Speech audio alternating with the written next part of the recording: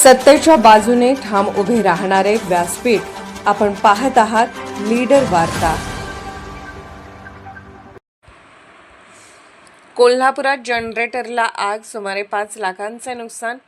कोल्हापूर शहरातील दसरा चौक ते व्हीनस चौक मार्गावर असलेल्या एका ऑर्थोपेडिक सेंटरच्या जनरेटरला अचानक आग लागल्याची घटना घडली।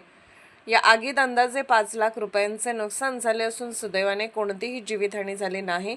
मिळालेल्या माहितीनुसार एका बँकेजवळील इमारतीत गुणके ऑर्थोपेडिक सेंटरचा मोठा जनरेटर बाहेरील बाजूस बसवण्यात आला होता। दुपारच्या सुमारास या जनरेटरमधून अचानक धूर निघू लागला आणि काही क्षणातच आगीने तीव्र रूप धारण केले। त्यामुळे परिसरात एकच गोंधळ उडाला।